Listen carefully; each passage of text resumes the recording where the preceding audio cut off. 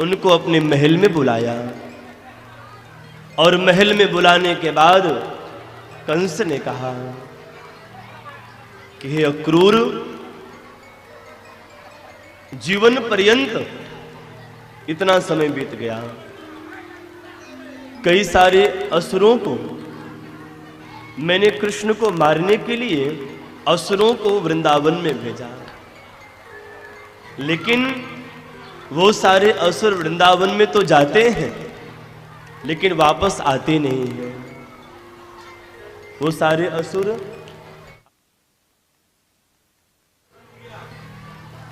हे अक्रूर, तुम जाकर के वृंदावन में कृष्ण को मारने के उद्देश्य से नहीं बल्कि कृष्ण को लेने के लिए जाओ।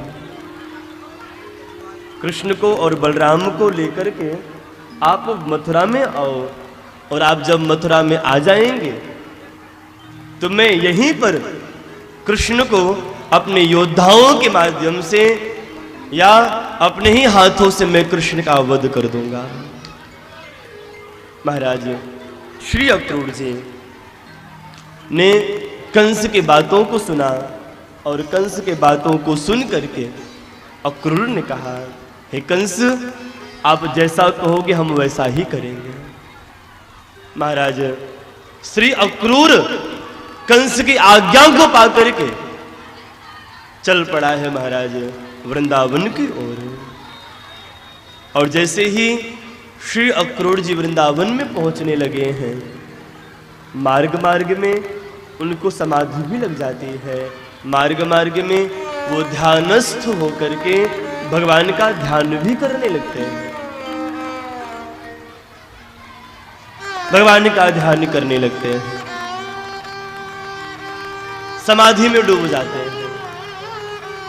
श्री अक्रूर जी ने जब ये संकल्प लिया कि मैं कृष्ण को लेने, मैं बलराम को लेने, मैं वृंदावन में जा रहा हूं, इस भाव को विचार करके श्री अक्रूर वृंदावन के मार्ग पर कई बार तो समाधि में लग गए महाराज, समाधि में डूब गए। वृंदावन की सीमा पर पहुंचे, और वृंदावन की सीमा पर पहुंचकर वृंदावन की जो रज है, जो धूल है, ऐसे धूल में श्री अक्रूर जी ने भगवान के चरण चिन्हों का दर्शन किया, भगवान के चरणों का दर्शन किया, जिसमें शंख चक्र गदा पद्म विराजमान था। ऐसे सुंदर से चरण चिन्हों को वृंदावन की मिट्टी में देखा है। ऐसे चिन्हों को जब श्री अक्रूर जी ने देखा, रथ से नीचे कूद गए और मने मन विचार करने लगे, मेरे अहोभाग्य, जिन कृष्ण को मैं साधारण बालक मान करके लेने जा रहा हूं, वो कृष्ण कोई साधारण बालक नहीं बल्कि वो साक्षात परमात्मा है। और मेरा ये सौभाग्य है कि साक्षात कृष्ण मेरे रथ पर बैठेंगे, वो परमात्मा मेरे रथ पर बैठेंगे, ये मेरा सौभाग्य होगा। अक्रूर जी रथ पर बैठ करके वृंदावन में पहुंचे महाराज। धीरे धीरे कैसे भी करके मथुरा और वृंदावन का जो मार्ग है अधिक दूरी की नहीं है, मात्र 25 मिनट 30 मिनट का मार्ग है, 15 किलोमीटर का। लेकिन श्री अक्रूर जी ने न जाने कितने दिनों के बाद वृंदावन में पहुंचे, कितने दिनों के बाद वृंदावन में पहुंचे, और मन ही मन संकल्प करने लगे। क्या संकल्प?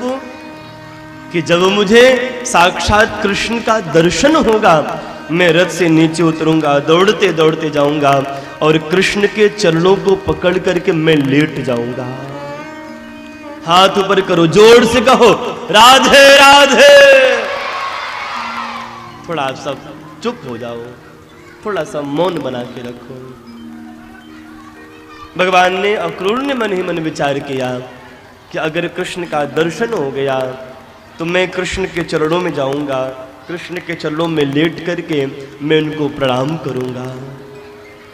और जब तक कृष्ण हमें काका नहीं कहेंगे तब तक मैं उनके चरणों को नहीं छोड़ने वाला। जब तक कन्हैया हमें काका नहीं कहेंगे तब तक मैं उन्हें छोड़ करके जाने वाला नहीं। अक्रूर जी की आंखों में आंसू भर आए। रथ को लेकर के नंद बाबा के महल के सामने पहुंचे और जैसे ही नंद बाबा के महल के सामने रथ पहुंचा है, रथ पहुंचते ही अक्रूर जी ने क्या देखा, मां यशोदा गाय के दूध को गार रही है, दूध को निकाल रही है और वो दूध कन्हैया के मुख में जा रहा है। कन्हैया के मुख में महाराज मां यशोदा दूध को गार रही है और वो दूध की धार कभी मुख पर जाता है, कभी ठूणी पर जाता है, कभी नासिका पर जाता है। ऐसा दृश्य महाराज जब श्री अक्रूर जी ने देखा, अक्रूर जी की आंखों में आंसू भर आए। श्री अक्रूर जी रथ से नीचे उतरे हैं, दौड़ते दौड़ते गए और कृष्ण कन्हैया के चरणों में जाकर के लेट गए। कन्हैया ने सोचा, अरे कौन है ये, न जान न पहचान, बिना किसी कारण के मेरे चरणों पर आकर के गिर गए, आखिर ये कौन है। महाराज जैसे श्री अक्रूर जी ने चरणों पर जैसे लेटे, कन्हैया ने विचार किया आखिर ये कौन है, ध्यान किया, समझ गए ये तो अक्रूर जी हैं। लेकिन ये हमारे चरणों पर आकर के क्यों गिरे पड़े हैं, ध्यान किया, समझ गए। भगवान ने तो पहले उठाने का प्रयास किया लेकिन अक्रूर जी चरण को छोड़ते ही नहीं है। क्यों? अक्रूर जी के मन में संकल्प है कि जब ये हमें काका कह करके बुलाएंगे तभी मैं इनको छोड़ूंगा। कन्हैया समझ गए और श्री साक्षात श्री कृष्ण कन्हैया ने काका, ओ काका, काका, ओ काका, उठो। जैसे ही काका शब्द कह करके श्री कन्हैया ने अक्रूर जी को पुकारा है, अक्रूर जी की आंखों में आंसू आ गए। अक्रूर जी ने मन ही मन विचार किया, अरे आज कन्हैया ने मुझे काका कहा, कृष्ण ने मुझे काका कहा, मेरा जीवन सार्थक हो गया, मेरा जीवन सफल हो गया। श्री कन्हैया ने बार बार कहा, काका, ओ काका, उठो, काका, ओ काका, उठो। अक्रूर जी की आंखों में आंसू भर आए। श्री अक्रूर जी रोने लगे महाराज कि मेरे कृष्ण ने, मेरे गोपाल ने मुझे काका कहकर के बुलाया है। अरे कन्हैया के साथ मेरा संबंध जुड़ गया है, गोपाल के साथ मेरा संबंध जुड़ गया है। कन्हैया ने मुझे काका कहा, काका कहा, मैं सफल हो गया, मेरा जीवन सार्थक हो गया। कन्हैया ने मुझे काका कहकर के पुकारा है। अक्रूर जी रोने लगे, आंखों में आंसू भर आए। कन्हैया ने बाजू पकड़ करके उठाया है, काका उठो, काका उठो, कैसे आना हुआ। अक्रूर जी ने आंखों में आंसू भरते हुए कहा, कृष्ण एक बार फिर से कह दो, क्या जो मैं चाहता हूं। भाव है महाराज, भक्त तो जो चाहे भगवान वो ना करे, ऐसा कभी हुआ है ना। कन्हैया ने कहा, काका बोलो तो कैसे आना हो। कन्हैया मेरा हृदय तृप्त हो गया है, मेरा मन तृप्त हो गया, तुमने काका कह करके मुझसे संबंध मजबूत कर लिया, मेरे जीवन भर का संबंध मजबूत हो गया। कन्हैया ने कहा, काका तुम चाहते क्या हो। अक्रूर ने कहा, कृष्ण कंस तुम्हें मारना चाहता है और तुम्हें लेने के लिए मुझे भेजा है। अभी तक उसने बहुत दांव खेले, पूतना को भेजा, अघासुर को भेजा, बकासुर, तृणावर्त, कितनों को भेजा, सबको तुमने मार दिया। कन्हैया वो मामा तुम्हें मथुरा बुला करके मारना चाहते हैं।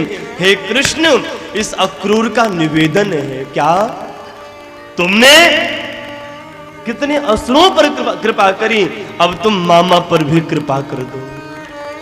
और हे कन्हैया तुम्हारी माँ देवकी और वसुदेव जेल में बंद पड़े हुए हैं, उनको भी मुक्त कर दो। कन्हैया ने जैसे अपने माँ देवकी और पिता वसुदेव का स्मरण किया है, आंखों में आंसू आने लगे। अरे मेरी माँ कारागार में बंद है, मेरे पिता वसुदेव, मेरी माँ देवकी जो मेरी असल माँ है, जिन्होंने मुझे जन्म दिया, वो कंस के कारागार में है। कन्हैया रोने लगे, भावुक हो गए। और उसी बीच में क्या हुआ, कन्हैया ने कहा काका किसी को बताना नहीं कि कंस मुझे मारने के लिए मथुरा में बुला रहा है। क्यों? अगर आपने ये किसी को बता दिया तो लोग हमें जाने ही नहीं देंगे। अक्रूर ने कहा हाँ हाँ, कंस ने बहाना दे करके भेजा है। क्या? कंस ने कहा है अगर कोई और पूछे उनसे कहना कि मथुरा में मेला है, उस मेला को दिखाने के लिए मैं कृष्ण को और बलराम को लेकर के जा रहा हूं। उसी वक्त नंद बाबा आ गए। नंद बाबा ने कहा अरे अक्रूर कैसे आना हुआ, बड़े दिनों बाद दिखाई दिए। अक्रूर आओ आओ पहले गले लगो। नंद बाबा ने अक्रूर को गले लगाया। कैसे आना हुआ? अक्रूर ने कहा नंद बाबा मथुरा में मेला है, उस मेला को दिखाने के लिए मैं कृष्ण और बलराम को ले जाना चाहता हूं।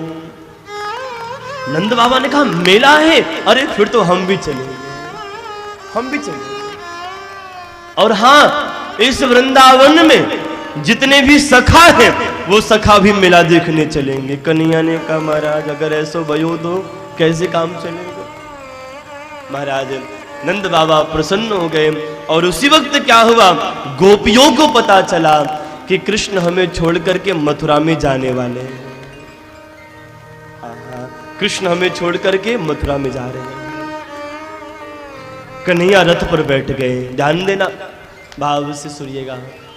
कन्हैया रथ पर बैठ गए और जैसे रथ पर बैठे हैं सारी गोपियां दौड़ते दौड़ते आई। धाए धाम काम सब त्यागे, सारी गोपियां अपना काम धाम छोड़ करके कन्हैया के रथ को चारों ओर से घेर लिया और कहा कन्हैया हम तुमको जाने नहीं देंगे। क्यों?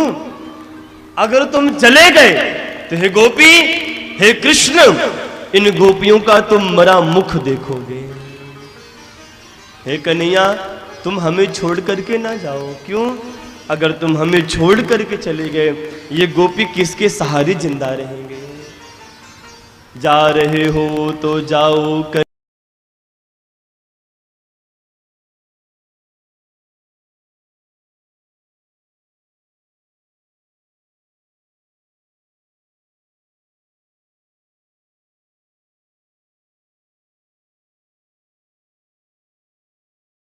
मेला देख करके मैं आ जाऊंगा। गोपियों ने कहा कन्हैया एक बात कहूं, तू एक नंबर का झूठा है, तूने कभी सत्य बोला ही नहीं। कन्हैया एक बात कहूं? हाँ हाँ बोल। गोपी ने कहा कृष्ण तुम्हारे अंदर बुराई ही बुराई भरी हुई है, तुम्हारे अंदर दोष ही दोष भरा हुआ है। तुम कपटी हो, तुम छलिया हो, तुम चोर हो। कन्हैया तुम्हारे अंदर खूब सारी बुराइयां हैं, लेकिन तुम्हारे अंदर एक अच्छाई है। अच्छाई क्या? अगर तुमसे कोई प्रेम कर लेता है उस प्रेम को तुम जीवन भर निभाते हो, यही तुम्हारे अंदर अच्छाई है। अगर तुमसे कोई प्रेम कर लेता है उस प्रेमी को तुम बीच में छोड़कर जाते नहीं। लेकिन ये कैसे हो रहा है? एक बात याद रखना, अगर मरना ही है सुसाइड मत करना। मैं कई लोग ऐसे होते हैं कायर लोग जो सुसाइड कर लेते हैं, आत्महत्या कर लेते हैं, सच में वो कायर होते हैं। अरे किसी और के करने का दंड तुम अपने आप को स्वयं क्यों दे रहे हो? आत्महत्या ये पाप है। जिस परमात्मा अगर कोई व्यक्ति किसी खेल में भाग लेता है तो जीतने के बाद उसको पुरस्कार मिलता है। हम सबको भी भगवान ने पुरस्कार दिया है। पुरस्कार क्या है? ये शरीर है। 84 लाख योनियों में भटक भटक करके भगवान ने कृपा करी और कृपा करके ये मानव शरीर रूपी पुरस्कार दिया है, अवार्ड दिया है। अगर इसको आपने व्यर्थ गवा दिया, इसको आपने गलत उपयोग किया, भगवान भी तुम्हें कभी क्षमा नहीं करेंगे। ईश्वर भी तुम्हें कभी क्षमा नहीं करेगा। और इसीलिए भैया जीवन पर्यंत उस ईश्वर का चिंतन करते रहो, उस ईश्वर का ध्यान करते रहो। एक बार कहो राधे राधे, और जोर से कहो। कन्हैया ने कहा सिर्फ 2 दिनों की बात है, हम आ जाएंगे। गोपियों ने कहा कन्हैया तुम नहीं आने वाले, ध्यान देना, अगर मरना ही है तो किसी के धन को देख के मत मरना। एक ने लिखा है कोई किसी के धन को देख के मरता है, कोई किसी के बल को देख के मरता है, कोई किसी के याल को देख के मरता है, कोई किसी के चाल को देख के मरता है, कोई किसी के बाल को देख के मरता है। अगर मरना ही है तो किसी के बाल को देख के नहीं मरना, अगर मरना है तो नंद के लाल पर मरना, जिंदगी संवर जाएगी। यशोदा के लाल पर मरना, कृष्ण पर मरना, जिंदगी सुंदर हो जाएगी। श्री अक्रूर जी, कन्हैया ने गोपियों से कहा गोपी हम परसों आ जाएंगे, नहीं आओगे तुम। कन्हैया ने अंतिम में एक शब्द कहा, हे गोपी एक काम करो, क्या अपने मन से मुझ कृष्ण रूपी धन को अक्रूर जैसे जन को तुम दान कर दो। जैसे कहा है दान कर दो। गोपियां मार्ग से हट गई, गोपियां जान गई अब कृष्ण आने वाले नहीं है। गोपियां मार्ग से हट गई, हाथ जोड़कर कहने लगी रोते रोते, कन्हैया जा रहे हो ना, जाओ, जा रहे हो तो जाओ, लेकिन इतना रहम करते जाओ, दिल तो पहले दे ही चुके हो, साथ प्राणों को भी लेते जाओ। तेरे विरह में मर जाएंगे हम, तेरे जाने से जर जाएंगे हम, जाते जाते न हमको रुलाओ, साथ प्राणों को भी लेते जाओ। आज जाओगे जो छोड़कर, क्या ना आओगे फिर लौट कर, जाते जाते न हमको रुलाओ, साथ प्राणों को भी लेते जाओ। कन्हैया ने कहा हम परसों आ जाएंगे। गोपियों ने कहा अरे कृष्ण प्रेम के मोड़ पर मिल गए हो, अगर उम्र भर साथ देने का वादा करो। कृष्ण प्रेम के मोड़ पर मिल गए हो, अगर उम्र भर साथ देने का वादा करो। आ गए हो तो जाने की जिद ना करो, जा रहे हो तो आने का वादा ना करो। कृष्ण वादा मत करो, क्यों मुझे मालूम है वृंदावन जाकर के, मथुरा जाकर के, मथुरा के नारियों के चक्कर में पड़ करके तुम मुझे भूल जाओगे। सारी गोपियां रोने लगी, रथ के सामने लेट गई। कन्हैया ने समझाया बुझाया, रथ को ले चलने लगे। माँ यशोदा ने सुना, मैया ने सुना कि कन्हैया हमें छोड़ करके जा रहा है। माँ यशोदा सोने के पात्र में माखन मिश्री को लेकर के आई। कन्हैया कन्हैया कन्हैया रुक जाओ। कृष्ण दौड़ते, माँ दौड़ते दौड़ते आई। कन्हैया रथ से नीचे उतर गए। माँ माँ कह करके उतर गए। माँ ने कहा कन्हैया तू हमें छोड़ करके वृंदावन मथुरा जा रहा है? हाँ माँ मेला देखने जा रहा। ना ना तू मेला देखने नहीं, बल्कि तू अपनी असली माँ से मिलने जा रहा है। मैं तेरी नकली माँ हूं ना, मैं तेरी नकली माँ हूं। तू मुझे छोड़ करके अपनी असली माँ देवकी से मिलने जा रहा है। गोवर्धन के वक्त तुमने कहा था ना कि आप मेरे असली बाबा नहीं हो, असली माँ नहीं हो, मेरे असली माँ बाप देवकी और वसुदेव हैं। कन्हैया ये बात सत्य है, हम तुम्हारी नकली माँ हैं।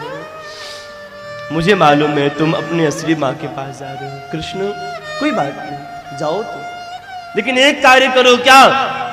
ये माखन लेते जाओ और जब जब खाना तो अपनी इस नकली माँ को याद कर लेना। एक बार मुझे याद अवश्य। अच्छा कन्हैया ये बताओ, क्या जब तुम माखन खाओगे तो क्या तुम अपनी माँ को याद करोगे? क्या जब तुम माखन खाओगे क्या तुम अपनी माँ यशोदा को याद करोगे? कन्हैया सच बोलो। कृष्ण की आंखों में आंसू भर आए। माँ को छाती से लगा दिया, गले से लगा दिया। कहा माँ एक बात कहूं, मैं सबके ऋण से ऊर्ण हो सकता हूं, लेकिन माँ तुम्हारे ऋण से मैं कभी ऊर्ण नहीं हो सकता। एक बात याद रखना, एक संतान, एक व्यक्ति, एक पुत्र हर ऋण से उऋण हो सकते हो, लेकिन माँ बाप के ऋण से कभी उऋण नहीं हो सकते।